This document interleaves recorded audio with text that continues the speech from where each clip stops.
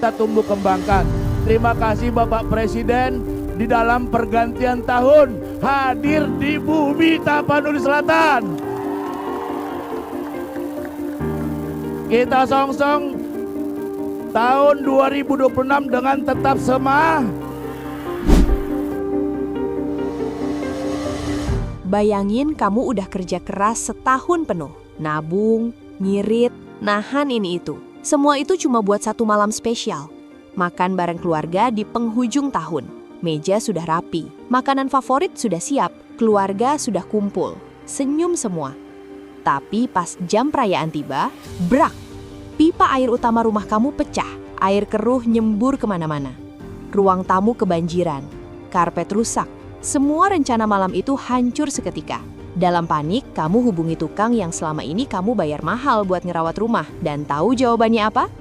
Dia malah kirim foto lagi santai di pantai. Pegang minuman dingin. Sambil bilang, urusan rumah kamu tunggu sampai liburan saya selesai. Kamu sendirian di tengah kekacauan. Basah, kedinginan, panik. Sementara orang yang harusnya tanggung jawab, malah asyik liburan pakai uang kamu. Rasanya bukan cuma kecewa. Bukan cuma marah, tapi ditinggal dan dikhianati. Perasaan itu yang sekarang dirasakan ribuan saudara kita di Sumatera. Saat sebagian dari kita bisa lihat kembang api tahun baru dari rumah yang hangat, banyak warga Sumatera justru menatap malam gelap dari atas lumpur dan genangan air. Banjir datang tanpa permisi, menghanyutkan rumah, menghapus rencana hidup, menyisakan sesak dan lelah di posko pengungsian yang pengap. Tapi di tengah semua duka itu, ada satu pemandangan yang gak biasa. Di tengah bencana, perhatian publik tertuju pada kehadiran pemimpin di lokasi terdampak. Presiden Prabowo Subianto berkunjung di Sumatera yang terkena dampak banjir, merayakan tahun baru di wilayah terdampak banjir. Dan Presiden Prabowo Subianto meninjau langsung kondisi pengungsi dan lokasi terdampak. Kunjungan tersebut dilakukan untuk memastikan penanganan darurat berjalan, serta mendengar langsung laporan dari petugas dan pemerintah daerah. Malam tahun baru yang biasanya ramai, berubah jadi sunyi, reflektif, dan penuh empati. Kunjungan ini bukan sekedar datang lalu foto-foto. Banjir akhir tahun menyebabkan dampak luas pada permukiman dan lahan pertanian dengan kerugian material yang besar. Ini bukan angka kecil. Ini pukulan berat buat ekonomi rakyat. Presiden juga tidak datang sendirian. Beliau membawa menteri terkait dan kepala lembaga penanggulangan bencana. Pertanyaan besarnya cuma satu. Kenapa tanggul dan drainase yang baru dibangun dengan anggaran besar bisa rusak dalam hitungan jam?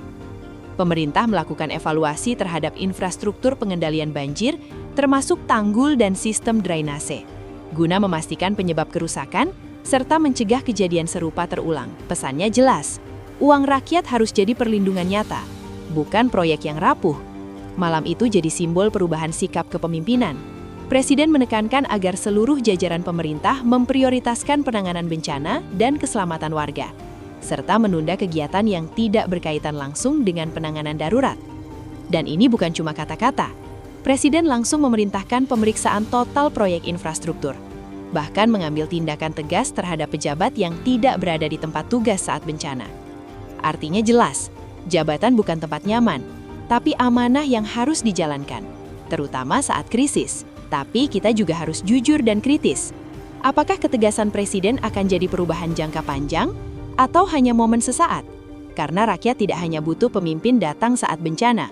Rakyat butuh sistem yang kuat, tanggul yang benar-benar kokoh, anggaran yang benar-benar sampai ke tujuan. Ujian sebenarnya bukan seberapa sering pemimpin turun ke lapangan, tapi seberapa besar bencana bisa dicegah di masa depan. Menurut kamu, apakah ketegasan presiden dalam menegaskan tanggung jawab pejabat saat bencana sudah tepat? Atau masih ada langkah lain yang justru lebih mendesak untuk melindungi rakyat ke depan? Tulis pendapatmu di kolom komentar. Dukung dengan like jika kamu sepakat dengan tindakan nyata di lapangan. Bagikan video ini sebagai bentuk empati untuk saudara-saudara kita di Sumatera. Dan jangan lupa subscribe, supaya kamu tidak ketinggalan pembahasan fakta wah berikutnya.